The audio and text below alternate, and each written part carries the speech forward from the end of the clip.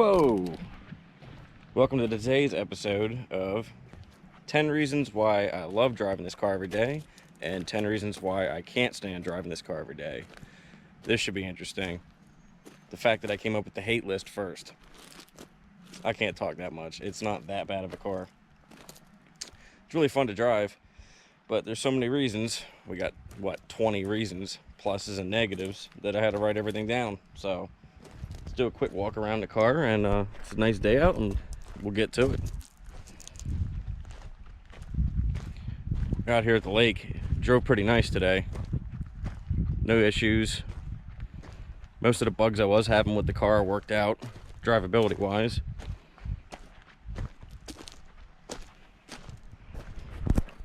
All right, let's get to number one. All right, so number one reason why I love driving this car every day now is it drives like a real car. I'm sure most of you watching this right now drive something that was built midway through the 21st century, like a 2012 and up. Let's just go within the last 10 years. This does not have that fly-by wire connecting my gas pedal to the engine. There's pure feel to it. It's driver feedback. It's clear communication. I love it. My Mustang's the same way. When I'm in that car, it feels like a car. It doesn't feel like everything's being computed and assisted to help me drive better. I can't stand cars that do that. This is why I don't like anything modern. It's nice to just be able to get in the car and, you know, it feels right. I'd say for number two, it is comfortable and it is roomy, and you can haul a lot of stuff in this car. It looks like a tiny car, but I call these fat man cars. My cousin weighs like 300 pounds, fits in here easily. You've got an excess amount of shoulder room when you're sitting in this seat between here and the door. The Mustang, the door would come out to about here.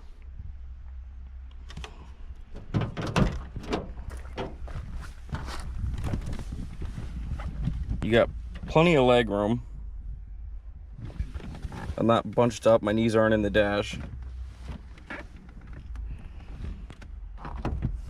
Close this door, and you've got your fat armrest with plenty of room and plenty of shoulder room in this car. Plus, you get a nice big fat armrest to just plop your arm on. So yeah, there's the front half of this car, I should say, the front half has all the room because there's no back seat to this car. I'll touch on that later.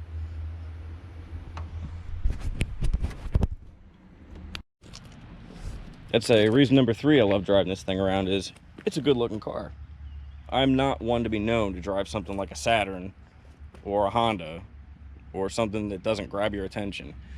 Even the Mustang, being a junky Mustang that it is, it's nice. It's a two-door car. It's decent looking, I guess. And I absolutely love the color combo on this car. It's part of the reason why I ended up with this one in particular is because when I was on the market for one, I wanted a car with red interior like my old 86 was. Being that the car came black was just a bonus. The silver with the black with the red. And it generates a lot of attention in traffic. People are constantly staring at you, people revving their shit at you. That's not that fun because the car's not that fast. People are always hooting and hollering off the sidewalks when I drive by. People giving me the thumbs up, waving. So there's an entertainment aspect to driving something like this around. Reason number four. Yes, reason number four, it's a T-top car. If you've seen my old video I made, I actually cut the roof out of a hardtop one of these as a joke. We had a junkyard car that was a hardtop, and I cut the roof out. And I told everybody, these cars are absolutely useless without T-tops. It's like part of this car's shtick, and that would go for any second gen too. T-top cars are a must. I would rather have the T-tops over a stick shift when it comes to a third gen.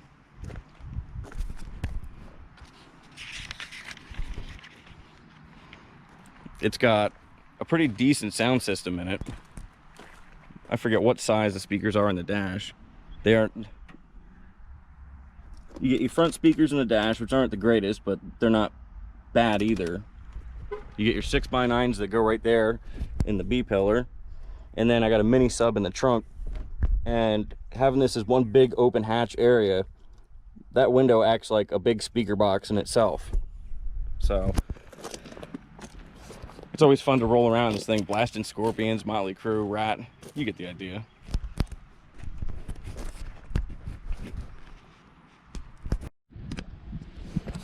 Okay, on to number 6. This is a weird one. Police like these cars. Sounds weird, but it's true. When I drive past the cops in these cars, I get nothing but smiles, nods, and waves. I've been driving the Cutlass around when it ran with no exhaust, straight open header, and no hood, and they still don't come after me. I haven't been pulled over in this black car yet in the 84, but I had an 86. We got pulled over all the time in that car for doing stupid shit. And the first thing that comes out of their mouth, and this is at like 2, 3 o'clock in the morning at drunk hour. Not to say we weren't doing anything we weren't supposed to. We probably shouldn't have been driving, but first thing that would come out of the cop's mind when I drove the other one is, how long you had this thing? What motor's in it? How many miles are on it? What are your plans? What are you gonna do with it? Whoa, okay. I almost think like they ask you all those questions to see if you can talk straight without stumbling over yourself. And that's one aspect of it. The other aspect is you could do some pretty dumb stuff in traffic with these cars, slight burnout, stuff like that, and you really don't get looked at like my other friends would. Like, I got friends that drive hot-rodded foreign jobs, and the cops don't like those cars. It's a clear, obvious thing, you know what I mean? They look at me and go, hell yeah, brother. When my buddy drives down the street in his Volkswagen with his turbo pipe through the hood, they don't like seeing that. You can see it on their face, and if they're up to it, they'll pull you over for everything they can. Where I live, kids get pulled over for having windshield banners, window tint, everything else. They get their foot in the door with one thing, like a windshield banner, and then they'll get them for the tint, for loud exhaust, for having aftermarket steering wheels, which is, we had a cop not that long ago bust some kid for an aftermarket steering wheel, which either the cop took advantage of him or he didn't know any better. Either way, that's a problem, because in our state, the steering wheel has to be 13 inches or bigger, and it has to be securely fastened, and it has to be a real steering wheel. Other than that, you can take the airbag wheel out of a car. But some of the cops in our area are goofy, but they just don't mess with you that much when you have these. Now, if you go blowing donuts through a roundabout, you know, you're going to get pulled over. But you do get some leniency with cars like this that you don't with today's cars. All right, that's going to conclude number 6. Number 7 would be, it's a classic car that's in decent shape, but it's not that nice that you have to really, really rub it with a diaper. I mean, look at it. That's the lacquer paint on the roof, just, you know, cracking because it's 38 years old. It's got bumps and bruises. You got that damage right there. There's a dent in the door. There's another dent in the door. Paint's messed up right there. I mean, look, there's water spots on it because it rained last night and I tried to dry it off when the rain stopped. It's not a brand new car. And but when you stand back, it looks nice as hell. So I would say if you got something like this, this is the most enjoyable machine you can get because it looks good, people like it, you can keep it clean, but you don't have to sweat the small things. It's so much more liberating having a car you can just get out and enjoy rather than, you know, rub it with a diaper and be that guy at a car show that just stares at it constantly, like wiping it down. As a matter of fact, what the hell is that? Something on my paint right there. That I will clean off. I don't know what the hell that is. All right, that was number 7. Number 8. Number 8 would be, it's got adequate power for what it is. It's no longer a 305 car, but it's still not that fast. It's got a newer style 350 in it, like an 87 and newer. It's got TBI heads on it, meaning throttle body injection swirl port heads. Even though it's carbureted, the head design itself doesn't flow. So this thing does like phenomenal burnouts from a dead stop, but that's it. It falls on its face in the higher RPMs. I'd say maybe like even 4,500 and higher. This thing just, it's slow. It's not as slow as it was with the 305. It's not underpowered where you really have to struggle to keep up with traffic, but it could be faster.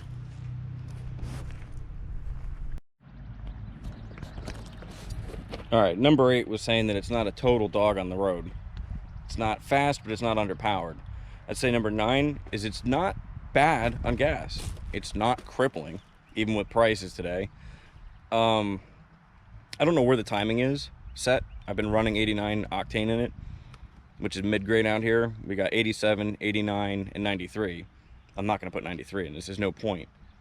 I wanna look at where the timing's set, and maybe I can back it down even more and put 87 in it. Because in the end of the day, it's really just a Chevy truck engine in a Camaro body. But fuel economy isn't terrible. I got that 97 Mustang GT that's got a 4.6 in it with a 5-speed. That's not off the rails either. I get a little more than 300 miles of tank on the Mustang, and I probably get somewhere around the same on this. That I don't know, because it just got the speedometer working on this like 3 days ago. But I'm used to stuff like my dad's wagon that gets 10 miles to the gallon, my Cutlass, which probably gets less than that. I had a Trans Am that got at the most 7 to 8 miles a gallon. So driving something like this that realistically probably gets between 15 to 18, it's not bad to me. But like I said, I think I am gonna back the timing down to the point where I can run 87 in it. And number 10. Number 10 reasons why I love driving this every day. The cigarette lighter works. If you're gonna drive a 3rd gen Camaro, you're gonna smoke. There's no ifs, ands, or buts around it. If you're a non-smoker and you're in one of these cars, you're a phony. And if you got the T-tops out and you're on the highway doing 90 miles an hour, good luck lighting your cigarette without one of these. That's one of the first things that got fixed on the car when I got it. That didn't work. The fuse was popped. Changed the fuse, pushed it in, the fuse popped again. I think we ended up changing the whole housing that holds the cigarette lighter from my other Camaro, and that straightened it out. But yeah, definitely number 10, you need a cigarette lighter in these cars, because unless you got a Zippo that's windproof, good luck. All right, I think that's gonna wrap this video up. I'm gonna jump onto the number 10 reasons why I hate driving the thing, and I might lump that in behind this, or I might make it a separate video. I'm not really sure yet, so in case I don't, I'll see you later. All right, so I made up my mind. I'm just gonna put this all in one video. Now we're on to 10 reasons why I hate this thing. Right off the bat, I'm gonna start with the build quality. And not to say this car's a pile of garbage because it's old. They've always been a pile of garbage since day one. The build quality on these things is through the toilet. The squeaks and rattles are obnoxious. This A-pillar cover likes to rattle when the car's at base idle, so I had to wedge a rag in between the dash pad and the pillar to keep it from vibrating. These things fall apart. Well, yeah. The squeaks and the rattles, as I said. This side of the car likes to rattle. Driving speeds, idle, doesn't matter. It's this part of the door panel. Always rattling. I could physically remove the interior from a 3rd gen without unbolting a single thing by hand. If I really wanted to, I could take my palm and move this console right out of the car with minimal force. If I pushed hard enough, I'd bust that console out of the car. This, like I said, I can just pick up and move stuff. The dash pads never hold up. Somehow this car has a pad that's in nice condition. Obviously, there's no way it's original. Somebody put that pad in the car. Here's more junk. That's not supposed to move like it does. The screw, it's under here, keeps backing out. It doesn't want to go back in. You could turn it in all day. It just sits and spins. Yeah, it's just, look, stuff just crumbles on these cars and breaks out of them. You can physically move it. So yeah, that's number 1. Build quality is terrible on these things. Number 2, this car in specific, it's an automatic. I don't enjoy it as much as I could if it was a 5-speed. I've learned to live with it. Now I can take advantage of really blasting the stereo, because like I said, it's got a killer sound system in it. And I don't think I hate it because it's an automatic, more or less because it's this automatic. This has got a 7R4 transmission in it. It's overdrive. And I've had another car, my 86 had the same transmission. I didn't have half the problems I do in that car as I do with this one. The biggest way I can describe the transmission in this car is it's like a massive sponge between my engine and my rear tires.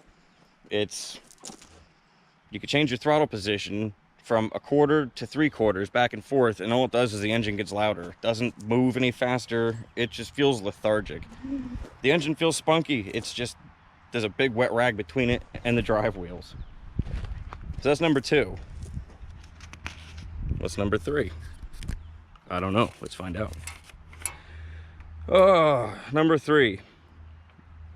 I told you earlier that I loved it because it's a T-top car, but also number 3 on the hate list is I hate it because it's a T-top car. These things leak. They don't leak terribly. They don't, yeah, that's rotted. But water doesn't get in there because the water lays in here. And as it sits in the rain, the water follows this track to about this point and then it just falls in between the glass and the rubber seal. All over the seat. Every time the car sits in the rain and I don't cover it up, the seat bolsters are soaking wet. It takes forever to dry out. The inside of the windshield gets moisture on it by the morning time. I've been keeping a bunch of rags in the car at work to cover the seat bolsters when it rains. And if I know it's gonna rain and the car's dry, I'll actually put a shower curtain over the car. I got a full-size shower curtain. When the windows are up, I'll tuck the curtain in between the window and the T-top and close the door on it. Roll it over to that side of the car and banjo it down. The shower curtain usually covers from about this point in the windshield down to this louver right here. And I'll throw like a 2x4 on the louver to keep the wind from blowing it up and letting water get under. So yeah, I love it because it's a T-top car, and I hate it because it's a T-top car. I don't know how the hell that worked out. Number 4, this is probably what I hate about the car the most. This is probably what I hate about the car the most. That thing right there. I don't hate that one as much as I hate that one. You know, all the way over there, the one I can't reach. That one right over there.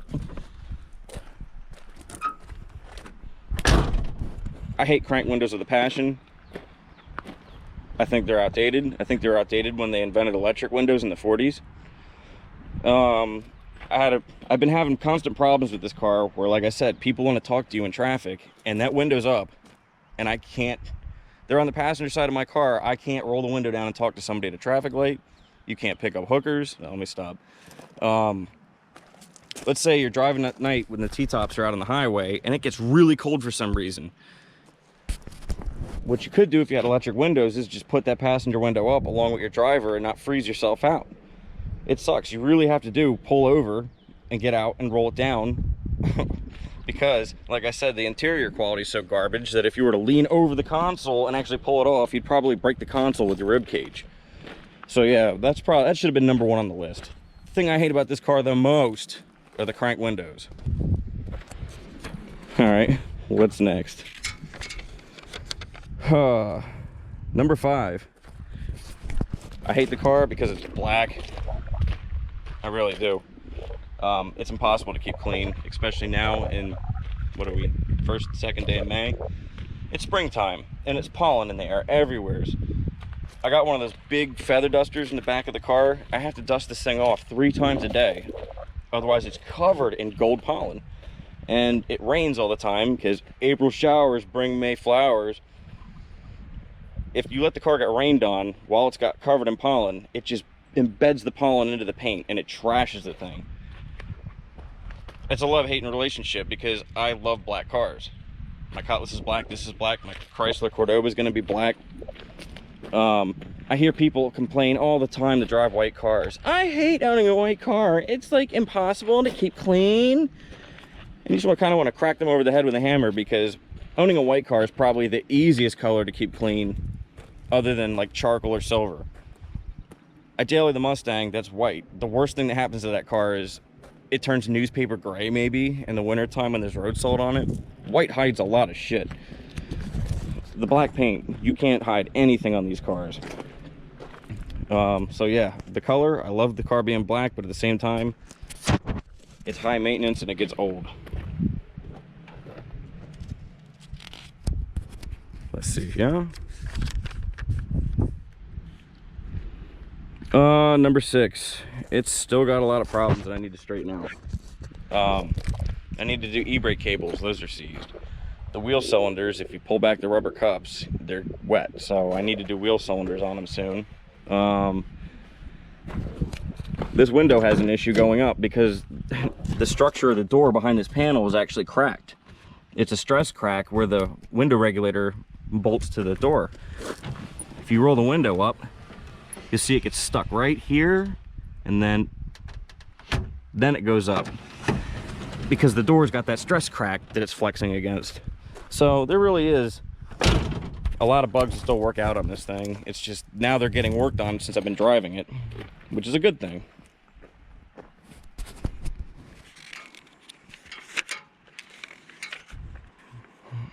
Number 6 continued. Yes, it's an electrical nightmare. I had somebody the other day ask me if I was the second or third owner of the car possibly, and I looked at him and laughed. I was like, not really, man. I'm probably the 25th owner of this car. This thing's had a hard life, and it's been owned by too many hillbillies that make their own wiring harnesses. If you pull the stereo out of that dash, or if you look under the dash, it's just a ball, a rat's nest of spaghetti of wires. And same goes for under the hood. There's so many wires under the hood of this car that go to nothing, that have electrical tape over the end of them. It's so out of hand that I'm probably never going to get around to fixing most of it because it works. Just hopefully there's no electrical fires. Even the battery, where you sit the battery in the tray, you have to have 3 arms, or 3 hands really. You need 2 hands to hold the battery, and then an extra hand to like dig the wiring pile out of the way so you can sit the battery in, and then that pile falls back on top of the battery. It's ugly. So yeah, it's got a lot of bugs to work out, and it's an electrical nightmare. Number 7 would be, I have to keep an eye on it. A lot of places I take the car because people are oblivious. They'll back into your car in a parking lot. People slam their car doors into you. It grabs attention. People wander and hover around the car when you're not there. So I always like to keep my eye on it. And when I'm driving the Mustang, I simply don't have to worry about any of that. I just park it wherever and walk away and not care. So, number 8 would be that it has no back seat whatsoever. I don't care what anybody says. These are 2-seater cars. That the rear seats that are in the car, I think, are there for insurance purposes. To say that it's a 4-seater car, that's all the room you get. When the front seats are back where you can sit comfortable, that's all the room you get. That's your leg room. To me, it's a giant storage container. That's your seat. And that, of course, that folds down so you can get more room in the back of the car, which I will say the car gives you a lot of trunk room in this thing, especially when that seat's folded down. It's a 2-seater car. Not to say that I haven't stuffed a bunch of people in these things before. That old 86 that I had, I think we had up to 5 people in that car, plus me as the driver. We actually got pulled over running a stop sign going up a hill through a 4-way in a residential development.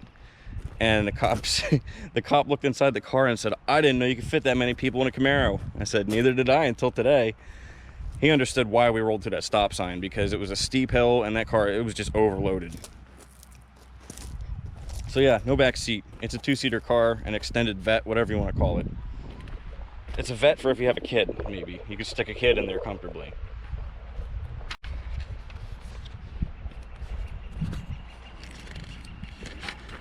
Number 9. What the hell did I write here? Oh yeah, number 9. The brakes absolutely suck in these cars. It's not just this car, it's all of them.